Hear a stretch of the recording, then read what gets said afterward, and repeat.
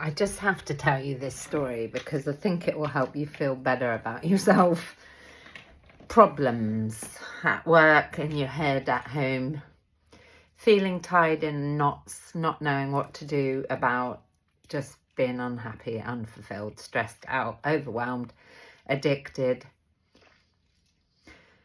wishing for another life. I met a friend the other day. I don't see her often, and it's really fucking stayed with me because it's so common. So here it is. See if you identify. Pop a 3 in the chat if it speaks to you. This would be the majority of people, I suppose.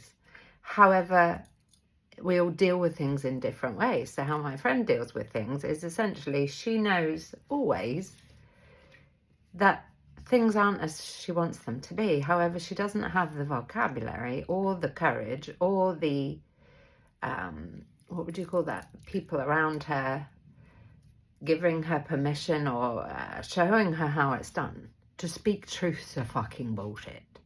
I hear it and see it wherever I go. We are uncourageous. We avoid, dismiss, minimize, be passive aggressive. We punish other people because we don't have boundaries. That's a classic. It's the empaths are the fucking worst because we're overgivers. It's the painful truth about gentle, kind people is there's a 1.0 for any of us and a 2.0 of life. And the 2.0 is when we get fucking real because we've had enough breakdowns or dark nights of the soul, or it's just got too bad, or the body has just screamed out in some kind of way and you cannot do it anymore. So what she's doing at the moment is basically kicking out all of her friends, all of the kindest people who are there to support her because she doesn't know how to ask for what she wants. So she's getting rid of anything that could possibly help her. And then she'll have every single reason to not do anything about her situation because everybody's left her because nobody cares. It's her way of, ironically, keeping herself safe is by kicking out anybody that can help her. So she's using diazepam instead. She's got a diagnosis for, what's it called? Hashimoto's.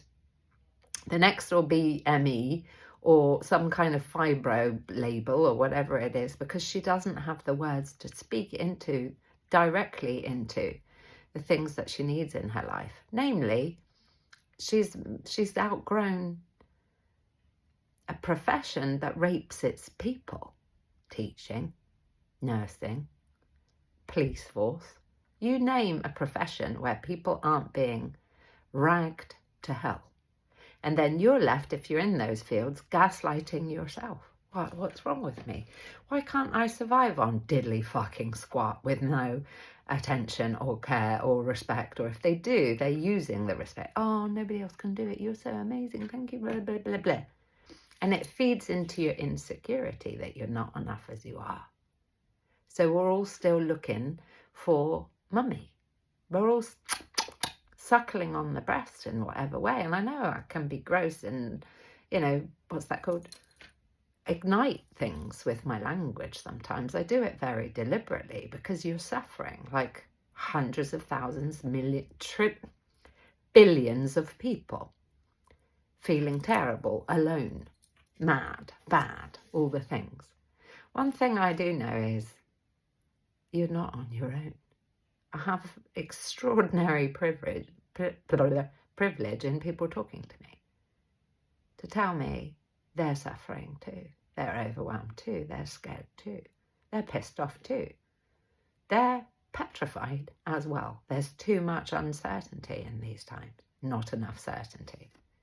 The only thing you can ever rely on is your attitude and your decision making, what you will do and what you won't do. And unfortunately in our culture, it suggests to you that you have no power, no autonomy, no sovereignty, and that you cannot possibly make a choice because if you do it wrong, somebody will take everything from you.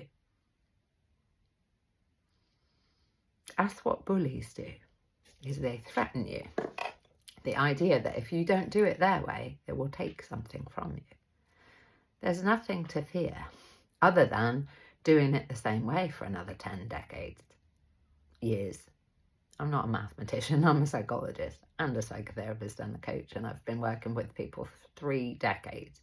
And our issues are the exact same thing. We've never been given permission to be as we are. We've all had a sense of, I will be abandoned, dismissed, judged, cancelled if I'm me. Nobody wants to hear the truth. I hear it all the time in the feed. Nobody likes it when I talk straight, and it's absolutely the opposite. People do not like it when you show up as this cookie cutter version of yourself and bullshit your way through life, pretending to us all that you're fine when you're absolutely not. If you weren't human, that might be believable. However, you are human. We suffer a ton. We need each other. We're tribal. And we do always reach this threshold of change about middle age where none of that other stuff works for us because we've outgrown our coping strategies. They now backfire. So unless you'd like to be like my friend, who unfortunately is now reliant on medical professionals to write her off work and all the things, you might want to realise that you are a decision maker. You are an adult and you get to make choices about what happens and does not happen in your life. And the way not to do it, I would say, is to get all defensive and start finger pointing and blaming everybody else and setting boundaries. Boundaries are there for you. So if we want change, the first thing we get to look at is, what is it I am doing that is undermining me? And what is my decision that I get to make with me about what I will do and won't do? And how am I going to back it up and honour the decisions I make for me, my life and my happiness? It's got sweet diddly FA to do with anybody else. This is decisions that you get to make about your behaviour, what you will do and what you won't do. And if you'd like help, I have Boundaries Mastery for you. Take it with my love. It's pay what you feel it's worth. Have a look at the testimonials. This is not your fault, my love. Our culture does not teach us how to self-soothe, because if it did, the big, massive, multi-gazillion-dollar companies wouldn't be able to make any money out of the fact that you feel not big enough yet to make your own choices. There's beautiful things on the other side of this fear and overwhelm. I absolutely promise you. However, yes, it takes some chutzpah, backbone. And that's not something we've been taught. However, it is in there. Resilience and brilliance. No one can take that from you. And anytime you choose, you can decide to dial in and use it. Sending love.